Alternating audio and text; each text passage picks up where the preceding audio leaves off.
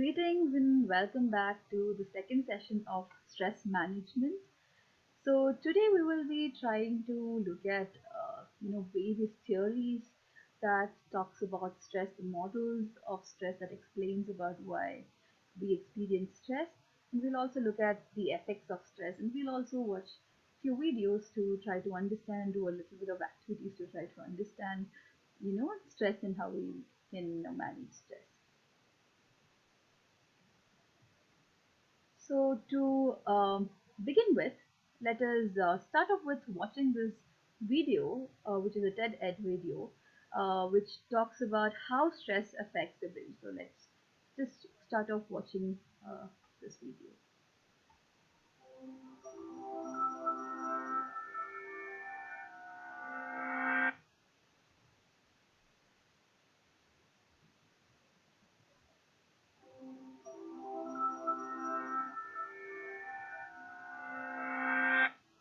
Are you sleeping restlessly, feeling irritable or moody, forgetting little things, and feeling overwhelmed and isolated?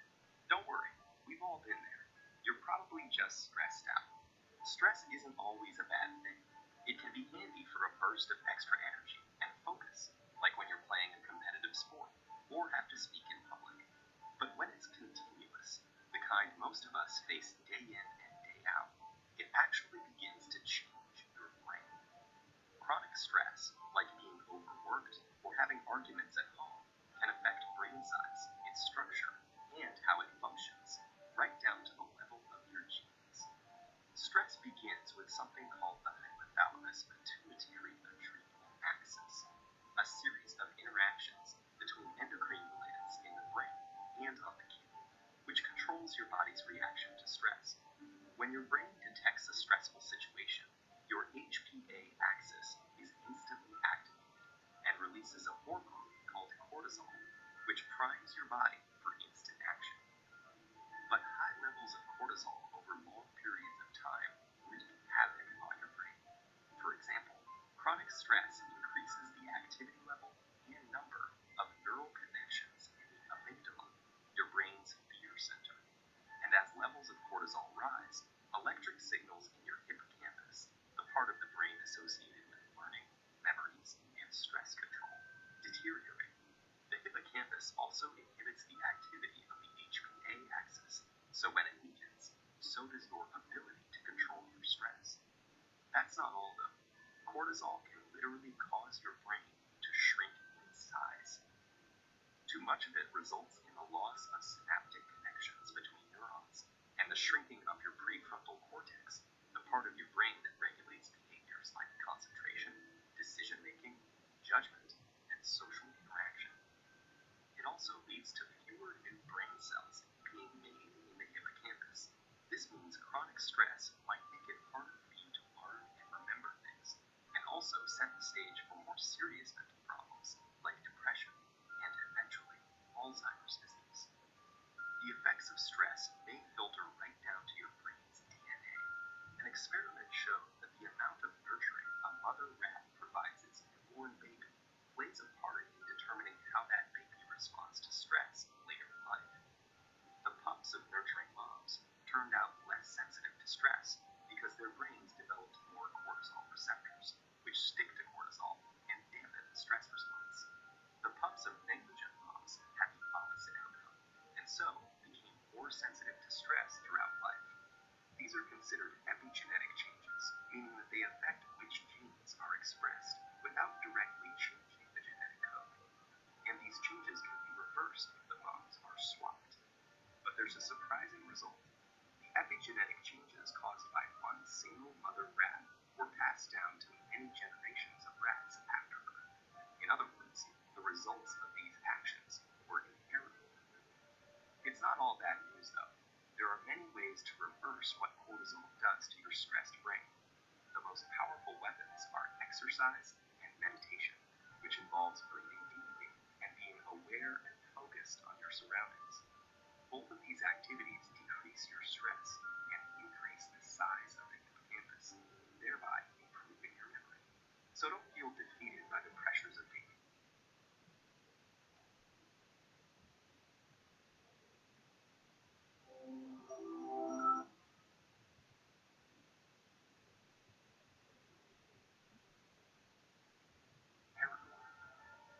not all bad news, though. There are many ways to read, and being aware and focused on your surroundings.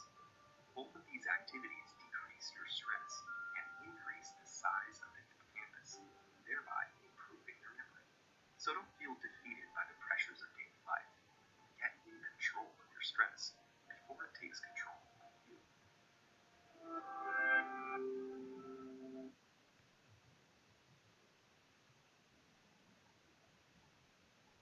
Yeah, so we try to understand, we watch that there are certain brain centers or brain areas that are involved in, stress and also how we experience stress, right? So I have one more video to show you. Just give me a moment. Let me just check.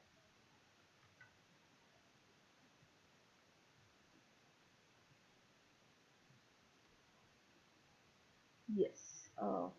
Yeah. So let's just look at how stress can make us sick.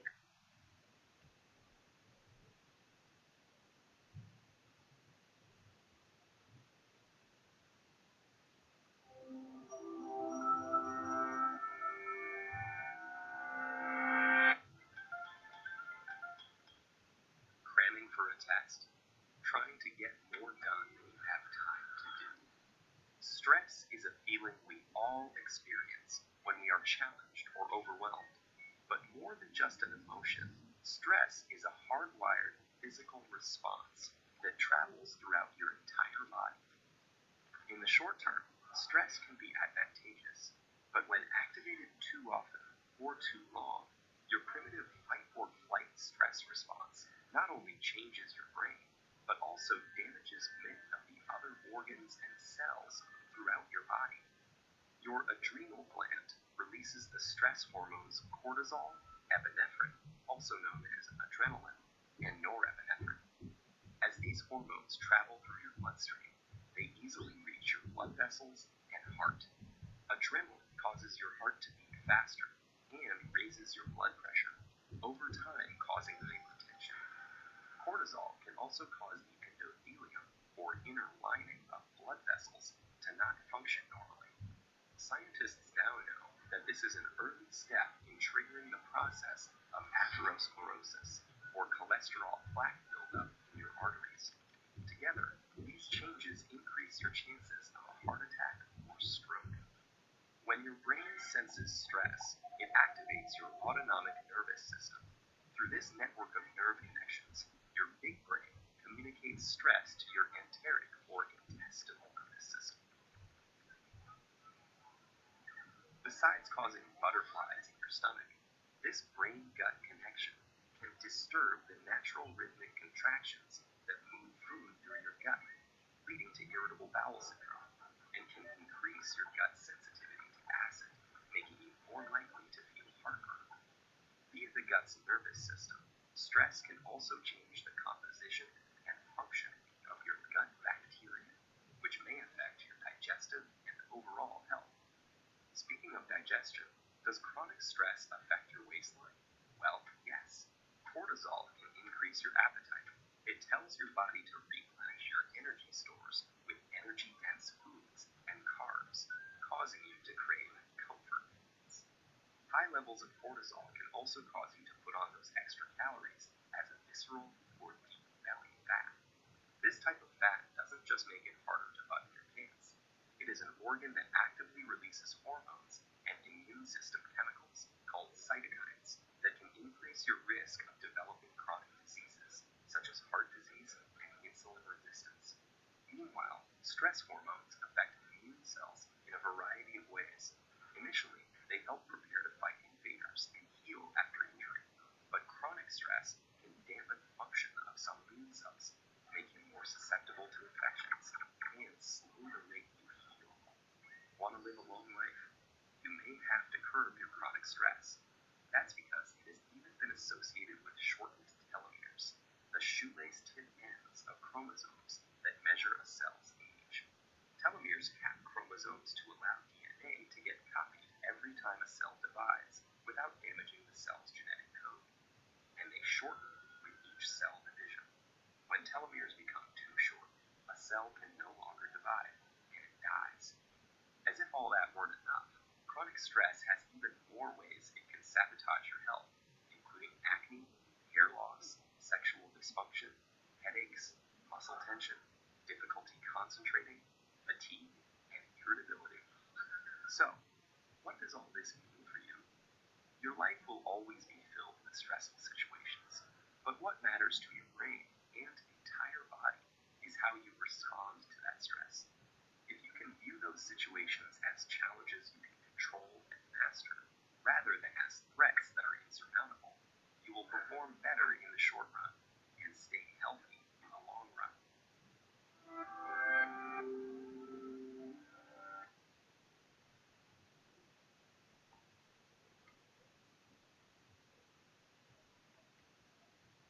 Right. So it is quite alarming, isn't it? Right. So, like, who would have thought that, something, you know, psychological can cause you to suffer physically as well, right? So, I think it is very important for us to understand how important is our mental health, where you have to care of our mental health at the same, take care of it similar to how we take care of our physical health. So, whenever we have a difficulty, like a pain or some kind of a physical difficulty, we tend to go and consult a physician. But when it comes to psychological health, right, or your mental health, we tend to ignore it, thinking that it's okay, I can manage on my own. I wouldn't require anybody's, help.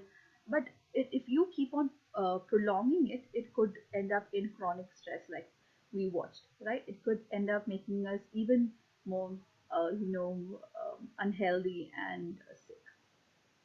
So, being that said, let's try to understand, stress through different models. So today we'll be discussing about three different theories that talks about stress. All right.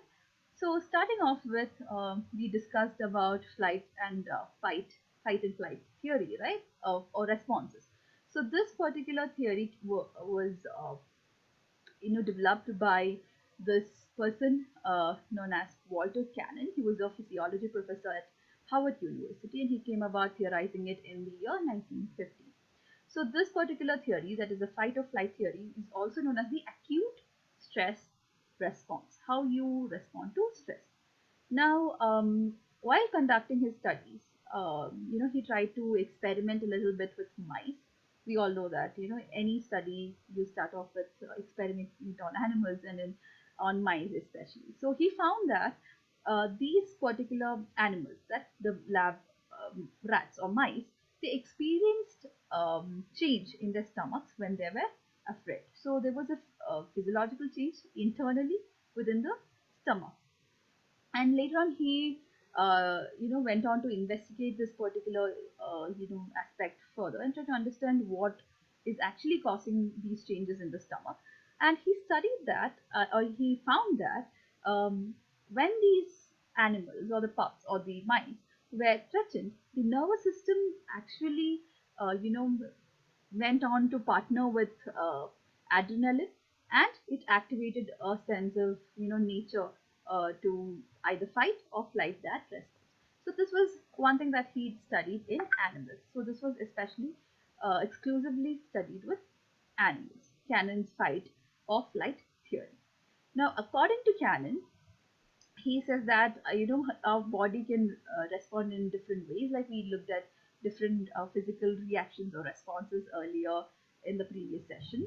So the ways that we can or our body responds to stress is like heart racing, through sweating, heavy breathing, bladder relaxation, like you will have frequent visits to the toilets, then altered or compromised vision.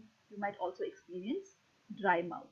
So these are the few, you know, uh, signs or the bodily sensations, how with bodily sensations, how you would react to a threatening situation, according to Cannon. Now, there was another person known as Salyer. he came up with this general adaptation syndrome model of physiological changes, how it can how your body automatically responds to stress. So this particular model, like I mentioned, was developed by Hans Selye in 1936, and he came about saying that the GAS model, or the General Adaptation Syndrome model, has three different stages, which is not very different from what we discussed earlier, where in the alarm stage, you are actually recognizing or trying to identify these threats or the perceived threats, and in the resistance stage, your body is responding to those stresses, like you have physiological reactions to these stresses. And in the exhaustion stage, when your body cannot take it any further, you end up being exhausted or tired. You feel like your body, it can lead to even chronic illnesses, diseases, and make you feel sick. So it is said that the more you go through these stresses, when these periods are prolonged, like we also discussed and watched all of it earlier, uh, it kind of poses great threat to our body, ourselves, and it could end up in more of impacting our physical and mental health. The third model, right, like the physical models that we talked about previously, Lazarus came up with Lazarus and Folkman in 1984. They came up with this model where of cognitive appraisal. Okay, so according to them, uh, stress is actually a two-way process where there are stressors in the environment which causes us to become stressed, and at the same time the response of uh, the person who is experiencing the stress are involved. So there is a cognitive aspect to it which he is talking about. So uh, it is said that according to Lazarus and Folkman, the reason why humans face a lot of stress or high levels of stress because of our cognitive abilities compared to animals, right? So we are able to think our thoughts. We also looked at previously that our thoughts also contribute to stress, definitely. So it is going to contribute, and your cognition is your cognitive ability is also acting on in contributing towards you experiencing higher levels of stress. Now, he also talked about psychological stress. So, a particular relationship between the person and the environment that is appraised by the person as taxing or exceeding his or her resources and endangering his or her well being. That is referred to as psychological stress. So, basically, all these reactions, your interactions with the environment, the physical and physiological reactions, all of it is in turn partnering with your cognitive ability, your thinking, your thought processes, and causing you to experience stress, according to Lazarus and Folkman.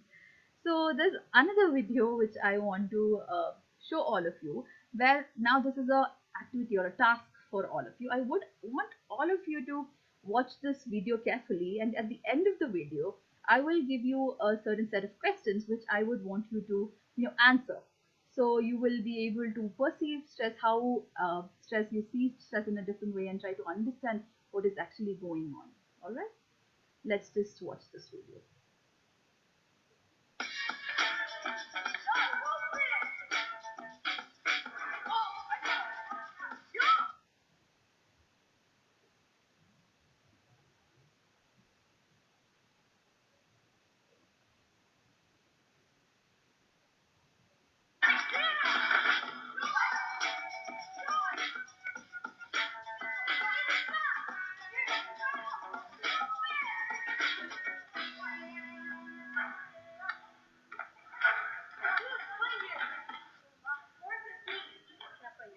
We don't need any more players. I'll change the ball. I can shoot. I'll just shoot from there, make it, and you go be next to me. That's fair, right? Okay.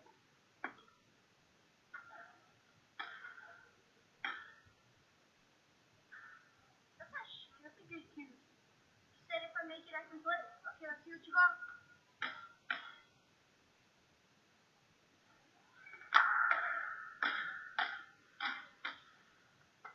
You missed. Now go for the girls.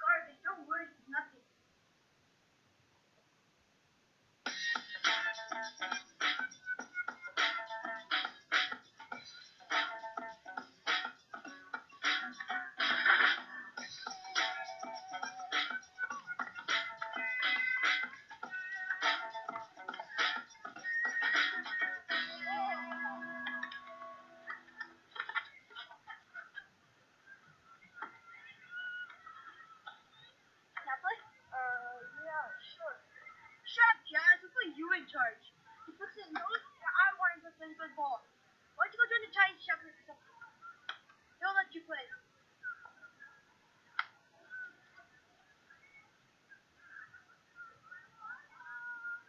should tell the teacher. That's okay. It's not okay. He's bullying you. I can handle it. You don't have to handle it. Let the teachers handle it.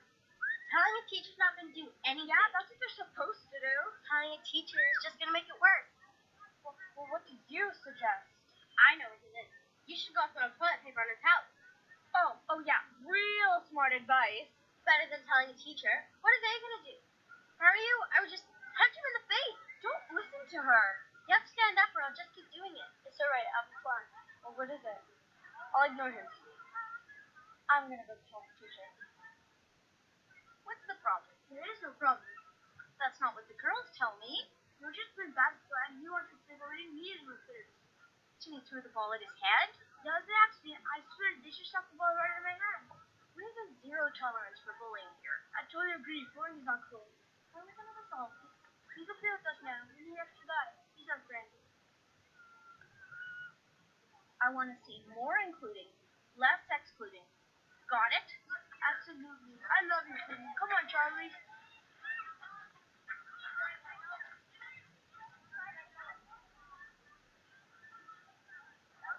Sorry for excluding you, Charlie.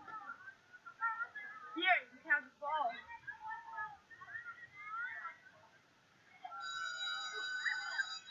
Sorry for excluding you, Charlie. Maybe tomorrow.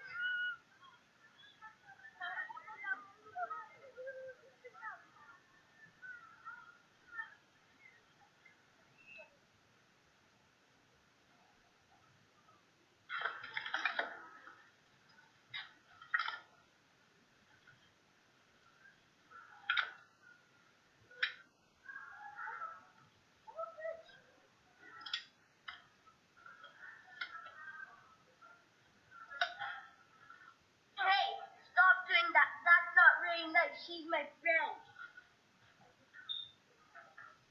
Jack, come on, let's go.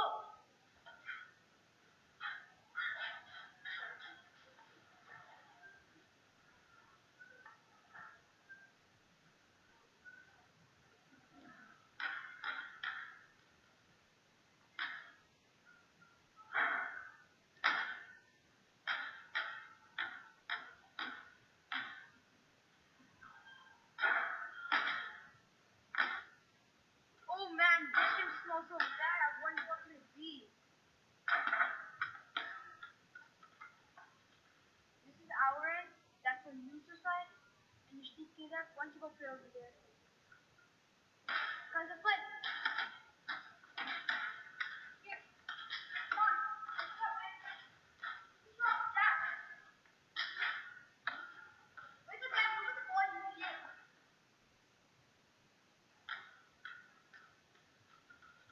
Come on, Jack. Let's go.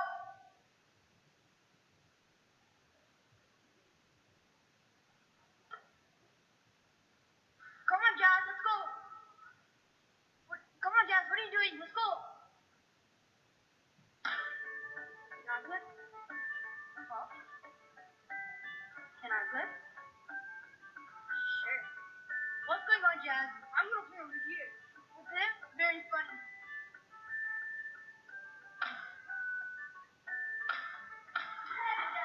Get back here right now. What are you guys doing? What are you guys doing? Hold on. Guys, wanna play 2-on-2? Sure.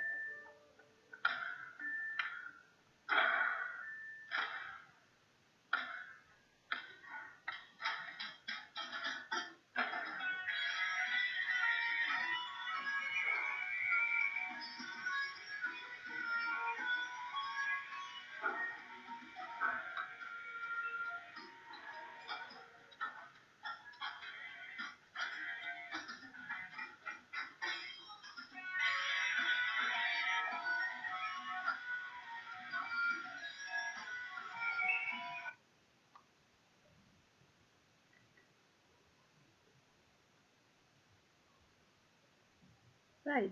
So, I hope you all were watching the video quite keenly. Like I mentioned, I'm going to give you a set of questions, but I would want you to take a piece of paper and note down things that you've observed. Okay. So the first question is identify times when the student could have been triggered. All right, that's the first question. Second one is note on a sheet of paper the triggering situation and potential reactions the student could have had. And the third one is where his reactions typical of what you would do, or what would you do if you were in that particular situation. Next one is what would have been the consequences of choosing a different reaction. How or what would have happened from the video, like the child or the student who was being bullied was very kind of did not get triggered much, right? So if he would have behaved in a certain way or a different way, what would have been the result of it? I would want you to answer that. And the last one is what could the other students have done to help? All right.